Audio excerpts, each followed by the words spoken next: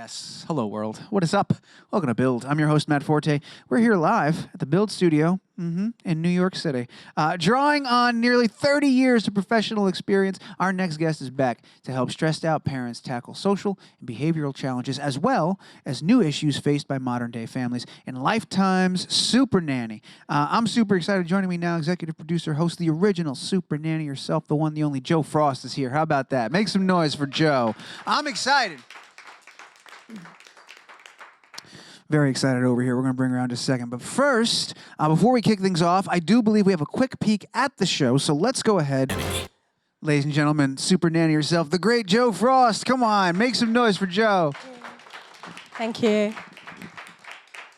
Oh my gosh, this is so awesome. I'm so excited to have you here right now. Thank you. So cool to have Supernanny on the show. Congratulations. The show is back. Very exciting. You've been incredibly busy. I have. Yeah. Very busy for a very long time. A very long time. Why? What was it about right now? It felt like the time to bring the show back. Families need help. They need help. It's plain and simple, you know. I've never stopped helping families, you know. People are very familiar with the Supernanny show since back in 2004. And being able to do that good hard work and, you know, earn the trust of the American people for me was something very valuable. And, you know, the emails, the influx of emails for families asking for help and needing the resources and feeling very desperate. It was a no-brainer to be able to come back and really collaborate with a network, Lifetime, who, you know, truly believe in the good work that's being done to help American families and to be able to give them this type of information that is needed, you know, right now, you know. Families are feeling very uncertain, you know, with footing that's very unstable, and the external fabric of our society right now is very nerve-wracking and makes families feel very anxious, you know, and to be able to continue to travel around, you know, America and to be able to help families, regardless of what type of family you are or the ages of your children, was very important for me. So it's fresh and new, and there's new information and advice, and we get to take a look at the entire family, whether that's helping young adults who are still living with their parents, grandparents raising, you know, their children, helping military families, the entire family, not just the one who's deployed. You know, families we're helping who have partners who are international firefighters right now, and we know that's currently in the news, you know, and the importance of being able to support those families. Grief, you know, families living with grief and the acceptance of that every day, and how they maneuver to really come to terms with that loss, you know, in a space where they can still not exist, you know, but to enjoy life. So it was important for me. And, you know, it's been tough, you know, it's a tough grind out there traveling around and helping families, but it's been amazing for me. You know, it's what I love to do. I couldn't even watch that. I thought I was going to cry. I was like, it makes me still feel so emotional. Yeah, when I see those families, I'm like, don't look. Well, one of the things, too, that in reading about the show and about your process, I don't know if surprise is the word, but I found that you you follow up after the cameras stop. You don't lose touch with the families. It's not just about getting the footage and making the show. No, you were deeply invested in their lives and their success. And so for all of, I think it was 20 episodes this Yeah, 20 episodes, yes. Goodness. I know, so that's amazing. a lot of people. It's a lot of families. Yes. Why is that important for you, to stay in touch, to do the follow-up, to do the aftercare? Because it's about helping families. You know, these are real families with real issues. It's about integrity and my sensibility of the work that I do as a professional. I help families first, and we document the process, the experience, the journey with me helping these families. And so the importance of being able to stay in touch with the families and to, you know, give them any advice that they need beyond. And sometimes that advice has been, you know, what would it be like once our show goes out? You know, how will we feel? Will anybody say anything to the kids? You know, what's the general consensus of how things are, you know, afterwards, to, hey, we just want to let you know we've actually succeeded here and we've moved on, you know, with where we're at. So it's lovely to be able to stay in touch with those families for as long as they need it. That's what's important. And some, they keep in touch even now, like 10 years, 12 years beyond. Yeah. Just reach out. Hey, Joe. Yeah. Social media now, I mean, that's what's so different, that we're in this technology era now, where people can, keep in touch with you on different platforms. And we got to see that like right out of the gate in like the first episode. We see the kids with the using the Kindle and the tablets as like nannies and stuff like that. Yeah. And I'm curious, the world has changed dramatically in a lot of ways from like 2011 when the show last wrapped up and you've been working. Have you, as the technologies evolved and matured and found its way into the child rearing process and into families and how families interact, have you yourself had to evolve with it and grow your methods and evolve your tool set to address all of this? Yeah, absolutely. And I'm still learning. I'm still learning. I say to families all the time, here's where we're at today and where we'll be at next week. But actually, it's continuously growing, isn't it? And moving.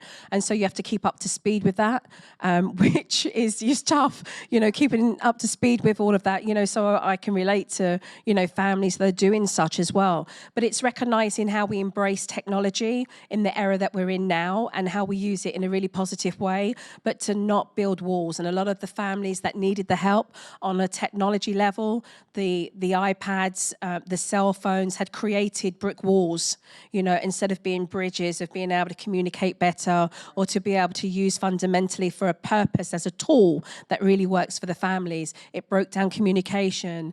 It meant that there was no connection to the families with their children. Sometimes I had teenage children saying to me, I have to compete, with a cell phone. I've got my dad or my mum are constantly looking and I can't even get a word. I feel like they're not even paying me attention. So, it's looking at each family and where that technology has become, a hindrance rather than a positive tool that they can enhance for their family. It's kind of fascinating. I think the immediate, like the gut response is, oh yeah, the technology, everybody just hands their kid an iPad. But to say like, oh, kids are competing with the technology to get their parents' attention. As well. Didn't even think of that. Yeah. It's pretty wild. Have you found in your experience getting people to sort of break those bad habits, has that been more challenging than other things in the past, not technology related? Has it been a different challenge? No, it's just a different challenge because we are in that era now and we are so comfortable, with the devices,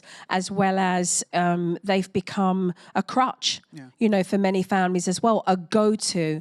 But, for me, it's about looking at family wellness, the entire family. Right. So, when you have a breakdown in communication, when you're coming to me as a parent and you're saying to me that I don't know my 16-year-old daughter, like I don't know who she's hanging with, who she's talking to, or I'm so strung with, the new ones that are here now. And actually, it's just easier, if my 14-year-old son is just spending 6 hours a day, playing video games downstairs in the basement, and then I start to see epileptic fits and I start to see signs and withdrawal symptoms, of them being on the technology so long and that they're becoming reclusive, they're not getting out, they're not making friends, they're not socializing, it has an impact on their behavior, their moods, the relationship. Then I need to go, hold on, this time out. Let's look at where the breakdown is in the family. Let's try and create more equilibrium so that everybody is happier and that we can use the device for its purpose, and maybe 20 years ago, we were talking about the playpen. Hey, it's great, put the baby in the playpen just for a minute while you knock out a little bit of ironing, or you have to take a quick phone call. And then everybody spoke about the playpen, and how that was, damaging for children because they were spending 8 hours in this little playpen with a few stuffed toys, right? And so now we look at technology and it's become such a part of our lives in so many good ways that we can look at how detrimental that can be. I've just come from lunch and watched a family all together in New York, clearly tourists here, and each and every one of them are on a little video device playing a game, parents on the cell phone, the daughters on the iPad. Did you walk over no and say one's something? talking. No, I didn't. I didn't. Get over there and break it up. Yeah, I didn't. Wake up, people. Yeah.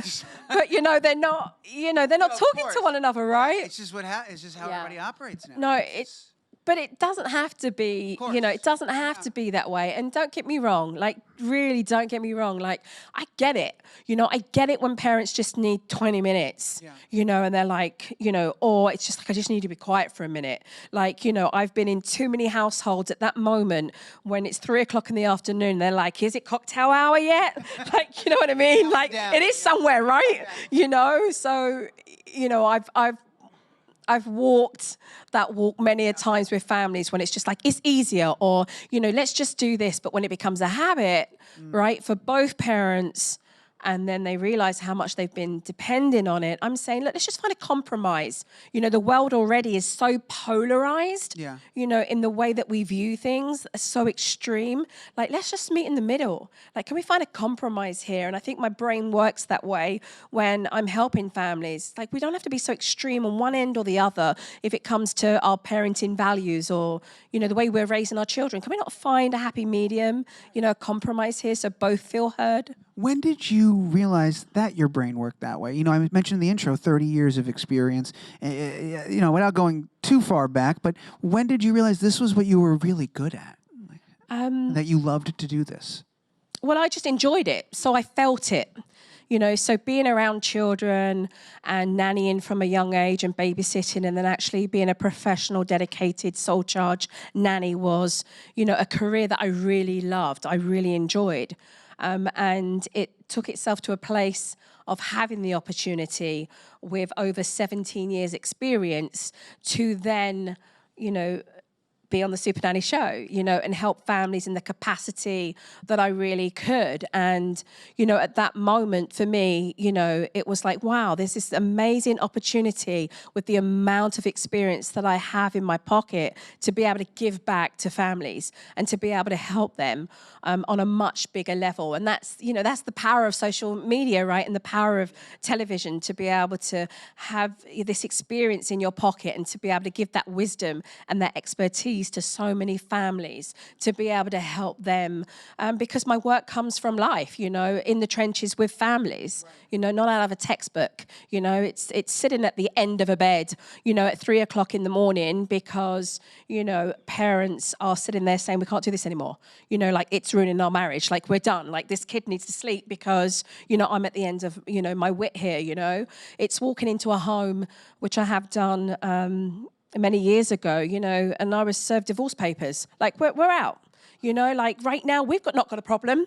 The kids are giving us a problem. And then you realize, well, no, kids just highlight the issues that have always been there for a couple that they now need to overcome and get better at. Right. Which is normally communication, right? Yeah. Being able to listen to one another and to really emotionally support one another and validate. Have you ever walked into a house and felt in over your head? You sound very in control, very much you know what you're doing. And you watch the show, and it looks like, all right, Supernanny's going to be able to help us. But do you ever walk in yourself, do you ever feel that pressure of this family's depending on me? Absolutely. And I don't necessarily think I have the answer right now. Like, you ever felt Sometimes you don't have the answer straight away. Like, you can, families show me footage. And they say, can you help us? Here's what we feel we've got the problems with. I go in and sometimes see different problems, right? So, sometimes they're on the ball. Instinctually, they know where they need the help. And other times they think that they've got a problem here, but over here, there's something else going on, right? And that depends on the age of the child. And certainly if you have young adults living with you and you have the sandwich generations, living under one roof, which we, have more and more now because the inflation and it's so expensive, and just being able to get on the property ladder and, even rent somewhere, we're looking at affordable childcare, affordable housing, mental health, all has an impact on how that has a ripple effect on the family, right? So I'm never complacent, put it that way. I'm never complacent. I like to ground myself before I go into a home. I don't only listen, but it's to see what's going on, but it's to feel what's going on as well. Because it's sometimes what you don't say, which speaks to me the loudest. It's what you don't say. How do you then go about Because there's no shortage of parents in over their heads. How do you go about choosing the ones that, okay, we're going to go to this house, we're going to film here, we're going to do this? It's got to tough. be a hard project. It is. Down, yeah. It is, because you want to help everyone, you know, and so you know that the television show, you know that the show will help and inspire millions who will watch. From being able to take that one family and relate to the circumstances and the challenges that they're going through. But really, ideally, I'm looking at families that first and foremost want the help, you know, excuse me. They want the help. You know, they genuinely want the help. They're in a space where they feel that they've tried different avenues and they've not succeeded, and they would like you to come and help. So for me, it has to be very sincere. You know, I'm not looking for, you know, families that want to be on a show, you know, the iconic Supernanny show, you know, because then it's not real, right? So, you know, these families have to be genuine. They must want the help. And, you know, it's about really bringing every week to many families different issues, you know, so maybe a family have trouble with sleep deprivation, you know, perhaps I'm dealing with a family that have a mental health issue, you know, perhaps it's a military family right now that are trying to work out the transition between the parent coming home and then going back out, you know, into the field, right, and doing the work that they do. So it's keeping it very different, so it's varied for across the spectrum for many families that will watch, and that becomes, you know, a process in being able to really read many. So, you know, it's very detailed. There's a lot of thought. There's a lot of care from the beginning right the way through, you know, to the aftercare as well, which, you know, that doesn't get done alone. You know, there's a team of us, you know, that actually do that, you know. You've got just a mountain of experience all over the world, you know, helping families everywhere. Is there something, because there's obviously cultural differences from place to place, Yes. but what is something universal, something that you identify that you see all the time everywhere you go, within every family? I know it's a big, open-ended, hard question to answer, but I'm looking for something that unifies all of us. I think that one of the biggest problems we have worldwide is staying connected and focused in a very distracted, disconnected world. Period. You know, attention spans, flickers of information every second from everywhere, you know, sublimely from the street to our screens around us. So I think I would definitely say that really working on keeping us focused with attention, you know, in a world that is in so many ways disconnecting us and pulling us in different ways for our attention, you know, so to home in on that focus is something that I see everywhere for every family. Just working with families, you know, when they're stressed out already, you know, it's connecting with them very quickly so that the space here becomes intimate. You know, regardless of what's going on with a sound man holding a boom or a couple of cameras there, you know, in the home, because it's as small as that when we are filming, helping a family, this space here is what matters, you know, so that I can work very closely with a family. And if I've done my job well, then I've created that space. Is there a period of grace where you have to get the family used to that, like the crew being around and all that stuff? You just gotta, and there's no like trick to it. You just gotta like give it time. Like, how does that work? It's got harder. Yeah, really? it's got harder. Yes, just purely because people know, you know, myself. Yeah. You know, so now the kids, you know, when I first started doing the Supernanny show, you know, parents were watching, and they didn't let the kids watch because they thought, oh, maybe the kids might copy the other kids, right?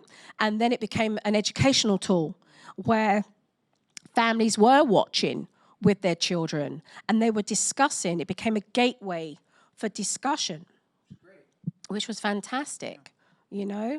And now children are watching it on their own without the parents. Right. So, you know, it's become, you know, more difficult because the little kids are like, oh my God, you know, Supernanny in the house, you know, and you're quickly grounding the family, you know, excuse me.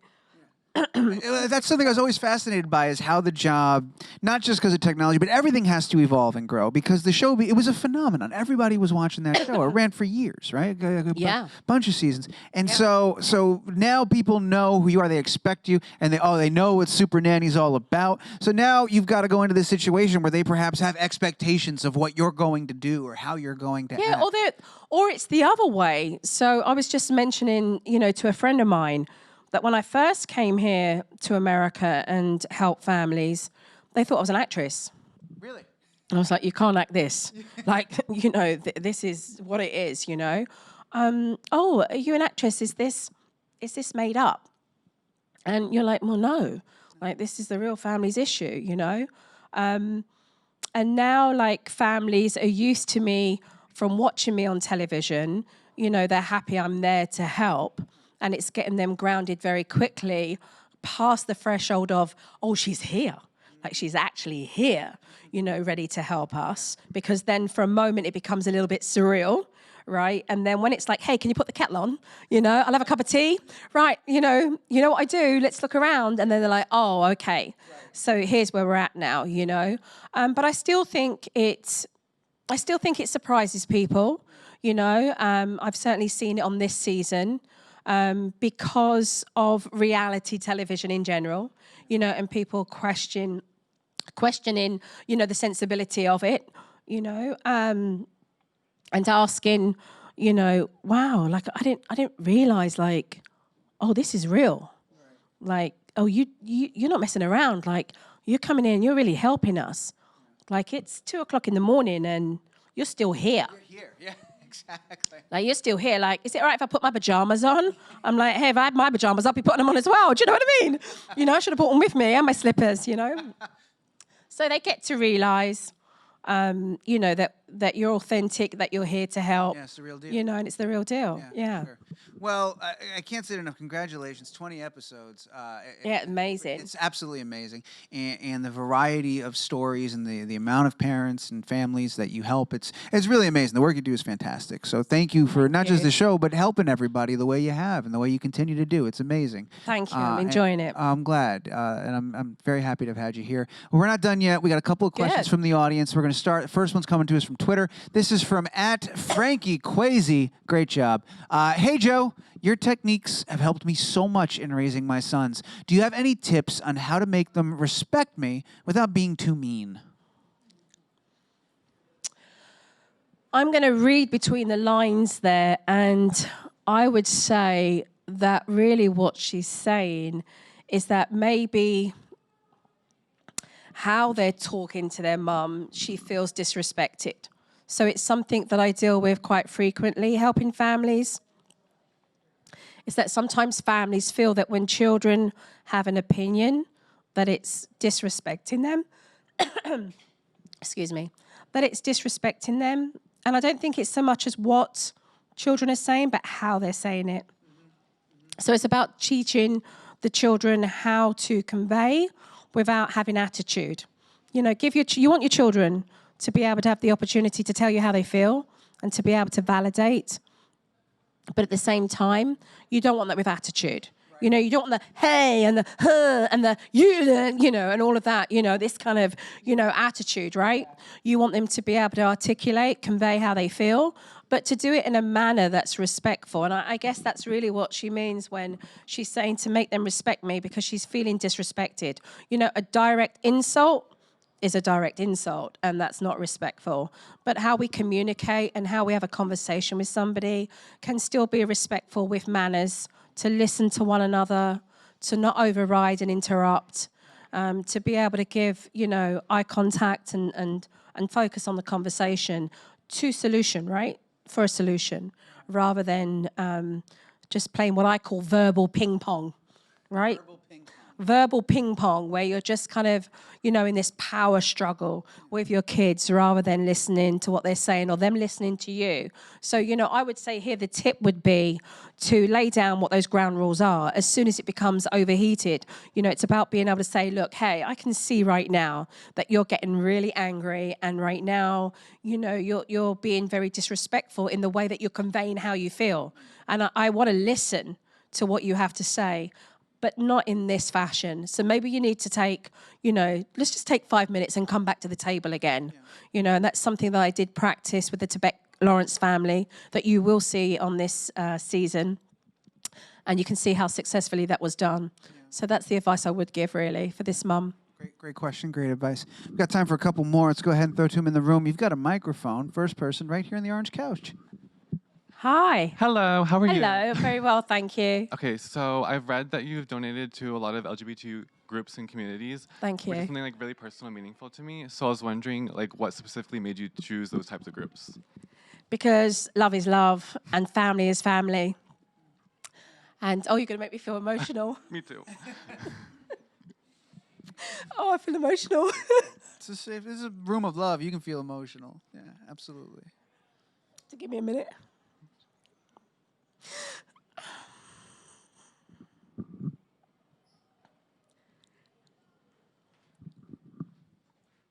Compose myself emotionally. Because we have so much hatred in this country. We have so much hatred. And we need more compassion and more empathy. And we need families to raise children, to have compassion and understanding, to love everyone, and not to sit and to pick differences in one another, but to celebrate the differences in all of us, And for me, your sexual, your sexuality, should never define who you are as a parent. Never, And that to me is at the forefront of every family, right? An acceptance of who you are as human beings. It's about humanity and being able to raise a family with love, with compassion, with empathy. And I really do feel that with more empathy and compassion in this world, I really believe that we would be living in a very different world altogether, And when I see on the internet, the bullying that's done, the cyberbullying, and when I hear through media and news and personal stories of families who come up to me in the community and tell me, their struggles, defined by their own sexuality, it's off the charts to me that we cannot see someone for who they are and just love them for who they are, So for me, it's something that, as you can see, emotionally, it makes me feel a lot of love, for the community. And I just hope, and we will see, families on the show, helping, raising their children, that I hope that the show is a vessel to be able to really educate America and the world that it's about time that we showed more kindness, about time that we just embraced everyone, with humanity. So I hope that how I've behaved has spoken more than what I've said, because sometimes it's incredibly hard to articulate when the heart feels the way that it does, But that's the reason why, I want children to be raised in a kinder world, one where we can instill empathy and compassion for everyone. Yeah, absolutely. Thank you. Great question. Thank you for that question. And it hits the nail on the head of what I do love about this show and about your work. Because on the surface level, yes, it's 2 a.m. We're trying to get the kids to go to bed, or I'm trying to get my children to be respectful, all that. But you listen, even in that answer of how to get more respect out of your children, you're encouraging people to listen to one another, to have empathy. And you really are planting these seeds that we need more than ever. It's not just about getting the kids in line and getting them to go to bed and eat the vegetables and all that stuff. And it's about conversation. It's about opening up those families to communicating and being and having empathy and all that stuff. And it's a beautiful process. It's part of it. It is, yeah. and it's the core principles. It's the Supernanny show. You don't have to have children to watch the Supernanny show. because it's what you said, you know, it is about love and it is about having more compassion. Yesterday I see on the news, you know, that the Jewish community is being attacked. You know, why can't we just respect each other's religion and creed and live next door to our neighbor and love, right? And just be kind to one another. You know, when I see on the news, you know, little African American children being ostracized and picked on through racism and hate, you know, for me, it cuts deep. You know, it cuts deep because this is about humanity and us living in a world that's a lot kinder, you know, and being able to educate, you know, families and people in the world. And so the Supernanny show is so much more than eat your peas and carrots, right? It's so much more than that, you know. It is about compassion, about love. It's about connection. It's about us all being able to live in the world in a much more peaceful space. We got. Can I do one more? I'll do one more, and then we'll wrap things up. We got one more question. You got a microphone? Come on down. Hi. I have a question from our website. How'd you come up with the name for the naughty step technique? Great question. That's a good question. I had no names for no techniques at all. I just did what I did.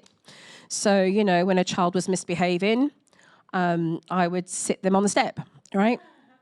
Because somewhere along the lines between the kitchen, which was the main hub, right, where young children would play, you know, and the parent would be cooking and they would be playing, and in between the living room, you know, there'd be some stairs there, right? And it was enough distance to be able to implement discipline and to give enough space for the parent to be composed and with intention of being able to teach the child that this was a consequence. So, you know, the child went to the step and the behavior was naughty, right? And when I first came to America, people said to me, you can't use the word naughty. You can't use the word naughty. And I said, but that's what that's the word that the British use if children are misbehaving, you know, and being mischievous. So it became the naughty step.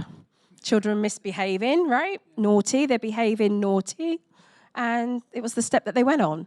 So for me, I recognized very quickly that being able to give a name to what I would do allowed people to be able to consume the information easier, to be able to look up and say, okay, this is the naughty step, this is the sleep separation technique, this is the cry, you know, the controlled cry time technique, this is the play away, play stay technique. And so when writing, it was easier to be able to label those techniques and then to be able to go through the process of the steps. So that's how the naughty step became back in, I don't know, 2003, something like that, yeah, then had the name. Great question. Thank you so much. Joe, it's so awesome having you here. Thank you. Yeah, a real treat. And congratulations Thank you again for on the having show. Of course, anytime. I look forward to seeing you for season 2. You got to come back. Thank you so much. Does it count as season 2? Because it is like, or is it season? Well, it would be another season, would be season 9. 9, I think, right? Yeah. Yeah. If you yeah. Well, whatever the next one is, you got to come back. All right. Absolutely. Thank you for having me. Wednesdays at 10 on Lifetime. Of course, Yes. You're welcome anytime. Thank you guys for being a great audience, and thank you to Thank those you. tuning in live. Check it out, Supernanny on Lifetime. This is Joe Frost. Go ahead.